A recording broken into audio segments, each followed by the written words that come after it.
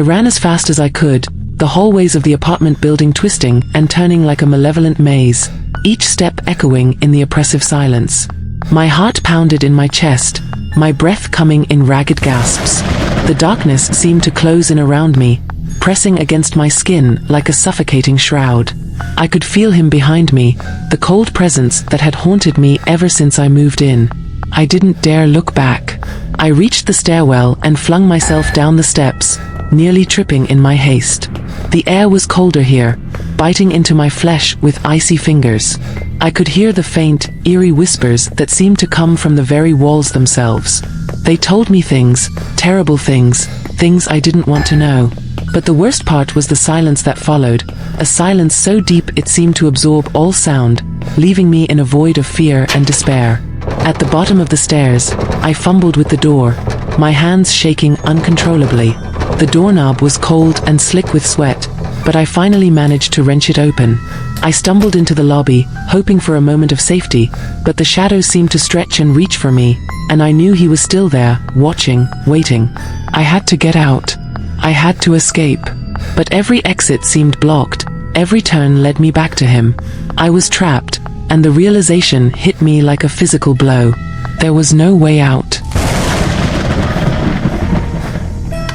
Moving into my new apartment was supposed to be a fresh start. After a messy breakup and a stressful job change, I needed a place where I could be alone and find some peace. The apartment building was old, but charming in a way. It had character, as the real estate agent put it. I liked that it wasn't another cookie-cutter complex. It felt unique, like it had stories to tell. My new home was on the 3rd floor. It was cozy and affordable, with large windows that let in plenty of light. The first few days were blissfully uneventful. I spent my time unpacking, decorating, and settling into my new life. The neighbors seemed nice enough, though I didn't see much of them. It was a quiet building, and I liked that. One evening, as I was coming home from work, I noticed the door to the apartment next to mine was slightly ajar. I hadn't met the tenant yet, and curiosity got the better of me. I peeked inside, but the apartment was dark. Just as I was about to knock, the door swung open, and I found myself face to face with my neighbor.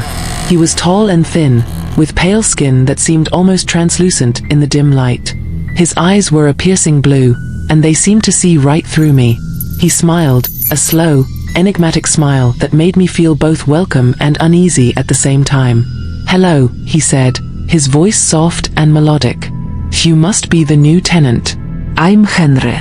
Hi," I replied, trying to match his calm demeanor. "I'm Emily." "It's nice to meet you." We chatted for a few minutes, and he seemed pleasant enough. He told me he'd lived in the building for years and liked the quiet. He didn't say much about himself, and I didn't press. I was just glad to finally meet one of my neighbors. Over the next few days, I saw Henry a few more times. He was always polite and friendly, but there was something about him that I couldn't quite put my finger on. He never left his apartment. Whenever I saw him, he was either coming or going from his place, but never from outside the building. I chalked it up to him being a homebody, but it still struck me as odd. One night, I was lying in bed, trying to fall asleep, when I heard strange noises coming from Henry's apartment. It sounded like whispering, but I couldn't make out any words. The whispers grew louder, and I felt a chill run down my spine. I got up and pressed my ear to the wall, but the whispers stopped abruptly. I told myself it was just my imagination and went back to bed. The next morning, I saw Henry in the hallway. He looked tired, with dark circles under his eyes. I asked if everything was okay, and he assured me it was. But there was a distant look in his eyes that made me wonder. As the days went by, the strange occurrences continued. I would hear whispers late at night, and sometimes I thought I saw shadows moving under his door.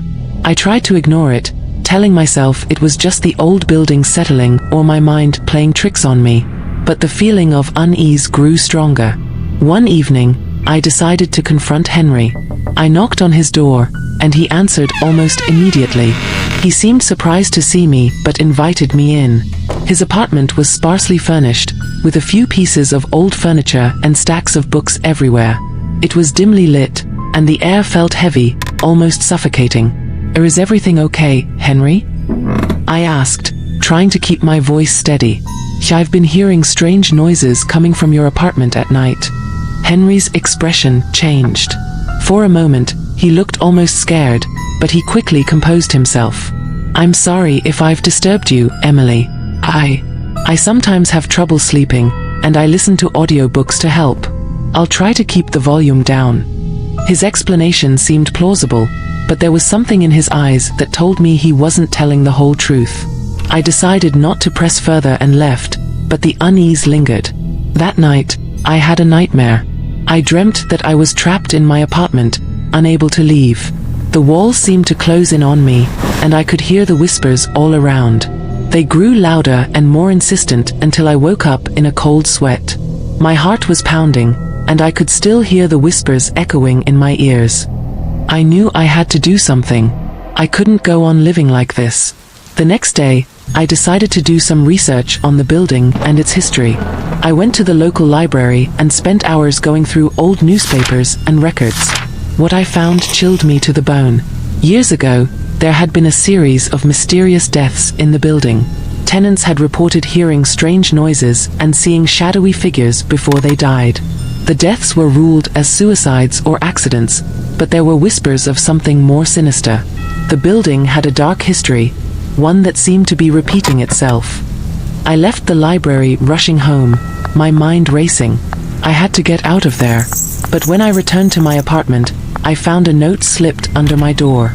It was from Henry, asking me to come over for tea. My instincts screamed at me to ignore it, to leave immediately, but something compelled me to go. Henry greeted me with his usual enigmatic smile and invited me in. The air in his apartment was even heavier than before, and I could feel the cold presence I had sensed earlier. We sat down, and he poured tea, but I couldn't bring myself to drink it. Henry, I know something's wrong, I said, my voice trembling. I know about the history of this building. He looked at me with those piercing blue eyes, and for a moment, I saw a flicker of sadness. I'm sorry, Emily, he said softly. I didn't want you to find out this way. Before I could react, the shadows in the room seemed to come alive. They swirled around me, whispering in a language I couldn't understand. I tried to get up, but I couldn't move. Henry watched, a look of resignation on his face. Please, Henry, let me go, I begged, tears streaming down my face. It's not up to me, he replied, his voice barely audible. I'm just as much a prisoner as you are. The shadows closed in, and I felt a cold, clammy hand grip my arm. The last thing I saw was Henry's sorrowful eyes before everything went black. When I woke up, I was in my own apartment. It was as if nothing had happened, but I knew better. The whispers were still there, and the shadows still moved. I was trapped, just like the others before me. I tried to leave, but the building wouldn't let me. Every exit led me back to the same place. The whispers grew louder, and I could feel the cold presence watching me. I was losing my mind, and I knew it was only a matter of time before I met the same fate as the others. And now, as I run through the hallways, desperately seeking a way out, I realize the truth. Henry wasn't the threat.